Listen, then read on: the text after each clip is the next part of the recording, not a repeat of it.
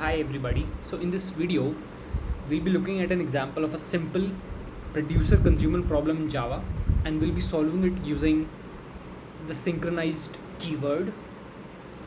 So let us just get into it. And before anything, so first of all, we'll create this save DB class. So basically what our idea is that let's say we have a producer and a consumer thread. Okay, so the idea is that if I were just to code it out, the idea would be there would be a producer thread and there would be a consumer thread, and both of these threads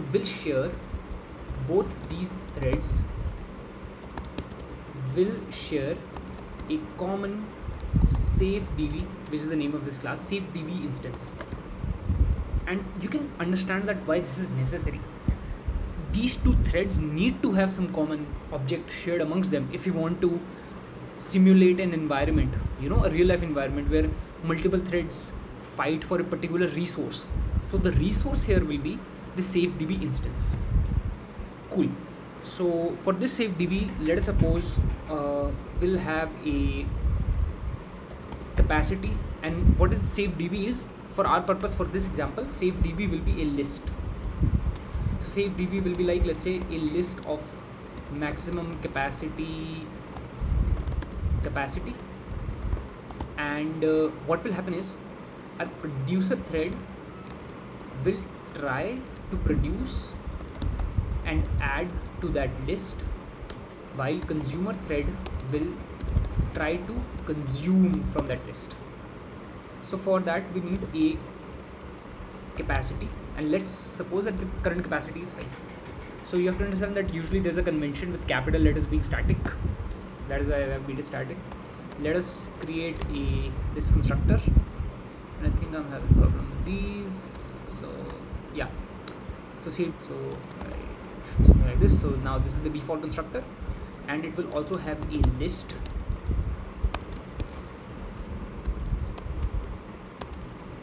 and what we'll do is we'll just initialize here instead of doing here. Now comes the important part, the enqueuing, that is adding and dequeuing methods.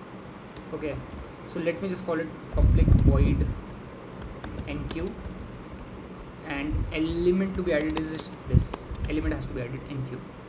Now here comes the thing, what we want is, if we want that multiple threads shouldn't be able to add all at once, what we need is, we need that multiple threads cannot get access to this object. And for that, what we'll do is we'll use the synchronized keyword on this object, right? We'll use the synchronized keyword on this object. And now comes the case, what if the list is already filled? In that case, what we do is we'll wait.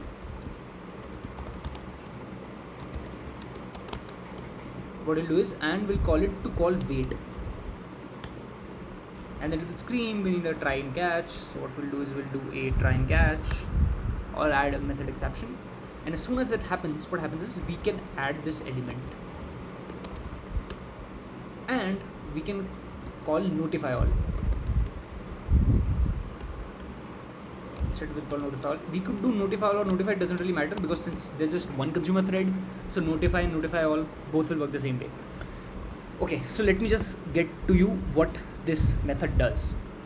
What it's saying is, if a thread wants to add an element to the save db, then first it has to acquire a lock on this save db, which is this synchronized keyword.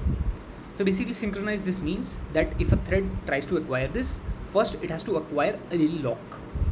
Then after it has acquired a lock, we'll see, is the list filled? If it's filled up till its maximum capacity, what we call is wait, gives up its.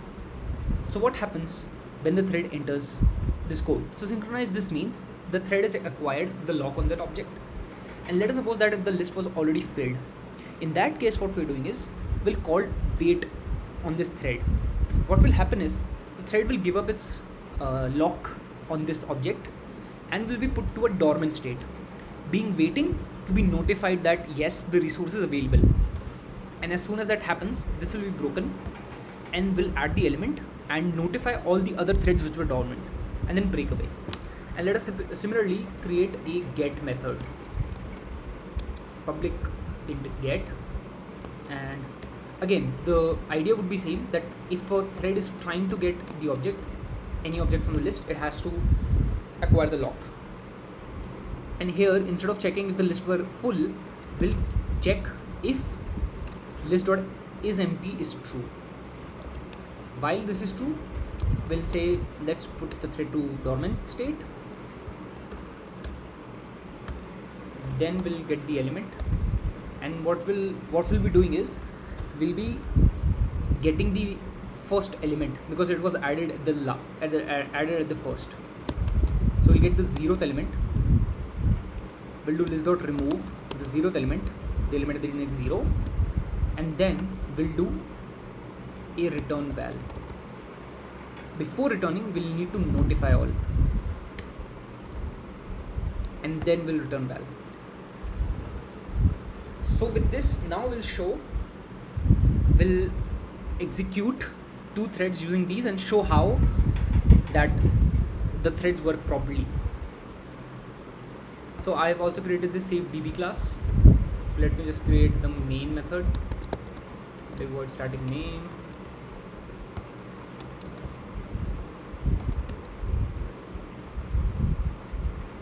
public static void main, and along with this what I need is a saveDB instance as well.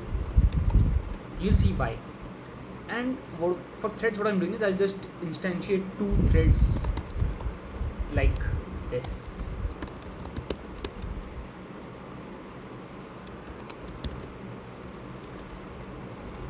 So this will be our, let me just call it producer thread,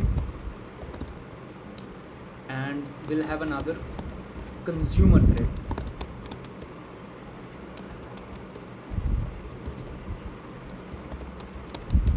So let us suppose what run does is, what producer thread does is, it adds elements, and let us suppose that in total we'll be adding 100 elements.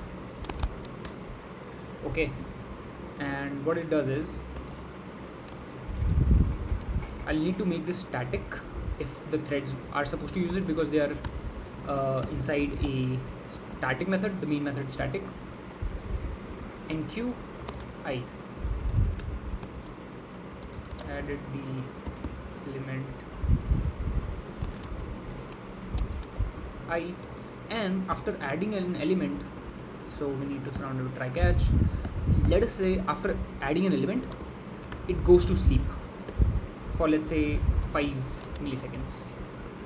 Again we need to surround with try catch, and here it is. And what the consumer thread does is something similar.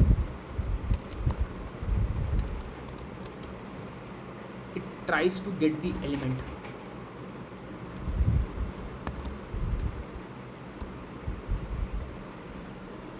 So it's saying surround with try catch. We do that, and this time the consumer will sleep for let's say 50 milliseconds.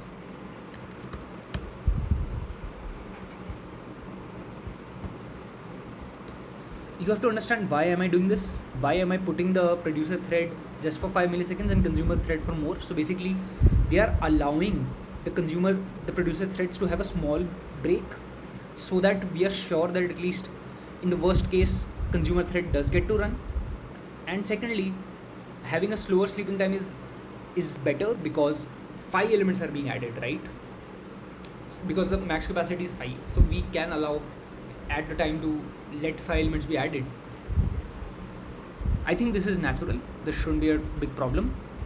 And so this will be producer, this will be consumer. We'll wait for the producer to join, we'll wait for the consumer to join. Basically join because we don't want the main thread to finish its execution before we are done with this. So both producer and consumer have finished, and then to make sure that this gets ended, and what we'll do is we'll print from this thread consumer consumed the element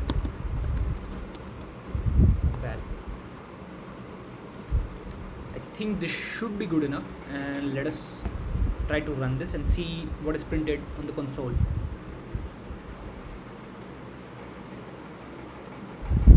Cool. I think this works enough. Let us see what happens. So first of all, we know that the list starts off as empty. So we know that the first step or the first print will be from the producer element. So it adds the element 0. Consumer consumes the element 0. Then after, it keeps on adding and adding. Consumer consumes the element 1 because we are, again, as I told you, we are removing the first element always. Then adds the consumer, since only one element is being removed, so it's add, and you can see that it's very sequential in a way. Consumer consumed the element, and then to added, consumed, and we can also see how many consumption occurred.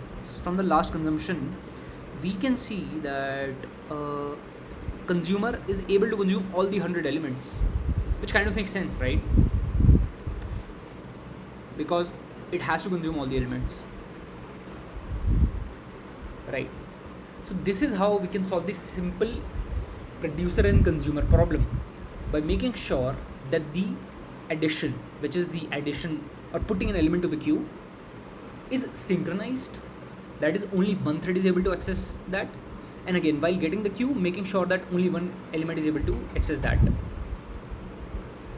So I hope this example made something clear for you, and I think that for this example you should be clear of what exactly problem occurs, what a resource is when we talk about in the context of threads, like how threads naturally don't have a resource, you assign them resources, and how a synchronized is basically getting a lock on that object. So this object means getting a lock on this SafeDB instance, whatever SafeDB instance we talk about, and how wait works, right? How wait and notify works. So these are some of the most important topics you should be aware of while using the synchronized keyword, and how in the SafeDB test we are running this just to check that our execution works fine. And the start is the normal method how you start threads, while join is the method which ensures, so basically the join method, whichever thread calls the join on this thread, so basically it means that the main thread will wait until the producer finishes its execution, and similarly the main thread will wait until consumer finishes its execution, and then finally the main thread also finishes its execution. Thanks for watching. Bye.